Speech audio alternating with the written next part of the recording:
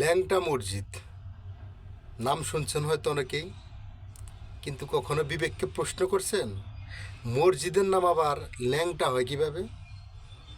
এটা চাঁদপুরে পড়ছে।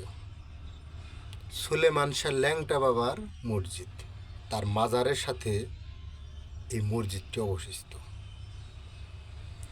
এখন আপনারা তো আল্লাহর অলিয়া উলিয়া মানতে চান না। আল্লাহ যে কোরআনে বলছে তোমরা আমার অলিদেরকে মৃত বলো না, তারা জীবিত, তোমরা বুঝতে পারো না, এবং কি তারা জীবিকা প্রাপ্ত।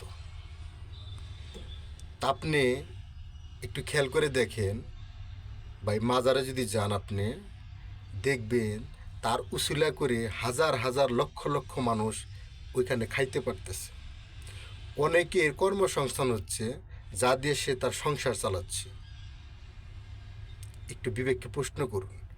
আর আপনি যে তথাকথিত শায়েকদের কথা শুনে এই আল্লাহর অলিয়া উলিয়াদের বিরোধিতা করেন, আপনি তাদের জীবনীটা খেয়াল করে দেখেন। তারা তো জীবিত থাকতেই কাউকে খাওয়াইতে পারে না, তার কাছে মানুষও নিতে পারে না। আর ওইখানে সে শুয়ে থেকে হাজার হাজার লক্ষ লক্ষ মানুষ তার দরবারে নিতেছে।